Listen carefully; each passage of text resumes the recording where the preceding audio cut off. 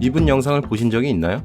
지금은 영상을 모두 비공개 처리하셔서 볼 수는 없겠지만 최근 제가 다니는 인터넷 커뮤니티에 이분의 유튜브 영상이 캡처되어 돌아다니고 있습니다. 뭔 알고리즘인지 3, 4개월마다 한 번씩 보고 있네요. 현재는 영상이 없으니 제가 캡처본을 읽어드리겠습니다. 읽기 전에 사용을 허락해주신 최범의 머니플러스에 감사드립니다. 그런데 이 사람들이 의료 자문 동의서를 사인해달라는 건 보험회사가 일방적으로 정한 자문이 그 사람의 의견을 구하겠다는 말입니다. 그리고 아직 보험금 지급에 대한 합의가 진행되기도 전에 자문을 구한다고? 이건 작성해줄 이유가 전혀 없다는 사실을 아시고 작성을 거부해야 합니다. 그나저나 이 이야기는 맞는 얘기일까요? 얼마 전까지는 맞는 얘기였지만 현재는 아닐 수도 있습니다. 최근 유명 손해보험사 두 곳이 의료자문과 관련하여 상반된 결정을 했는데 이 건을 가지고 생각해보죠. 더 살펴보기 전에 좋아요랑 구독 부탁드려도 될까요?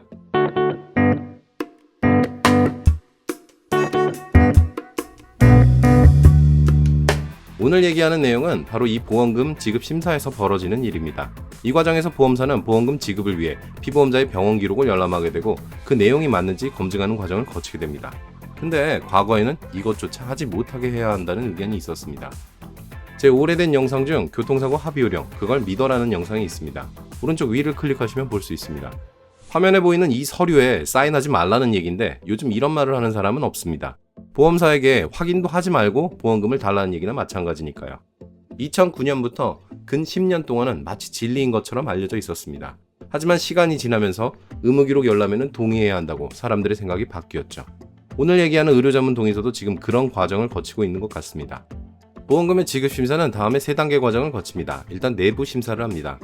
이 과정에서 검토하는 의사가 있으면 그 사람을 사의라고 하는데 여기서는 쉽게 내부자문이라고 하겠습니다. 이 과정에서 보험금이 지급될 수도 있고 그럴 때는 2, 3단계를 거칠 필요가 없습니다. 하지만 내부에서 판단이 어렵다면 2단계로 외부자문을 합니다. 아까 얘기한 의료자문 동의서가 이때 필요합니다.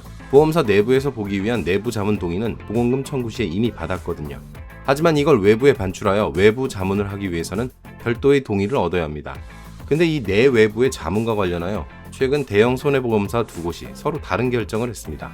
한 곳은 내부 자문을 없애고 한 곳은 여지껏 없던 내부 자문을 도입했습니다. 왜 그랬을까요?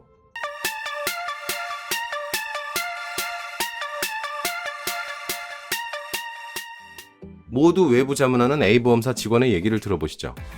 예전에는 저희 내부에 사회 선생님이 있어가지고 자문 동의 안 되는 것 같은 경우는 내부 사회 선생님한테 검토 넣고는 했는데 그분이 전국에 한 분밖에 안 계셨거든요. 근데 그분이 이번에 지금 장애 평가할 수 있는 방법이 지금 의료 자문밖에 없고 만약 의료 자문이 안 된다 그러면 그냥 박시 감정 가는 거 정도밖에 없을 것 같습니다. 즉 A보험사는 이제 내부 자문이 어려워져서 전부 외부 자문으로 전환했다는 얘기입니다.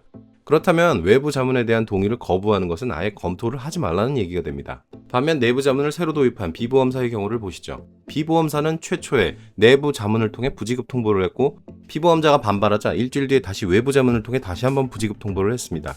근데 일주일 만에 또 자문을 받는다는 것이 상식적이지 않습니다. 그래서 최초 내부 자문의 내용과 자문일을 공개해달라고 했습니다.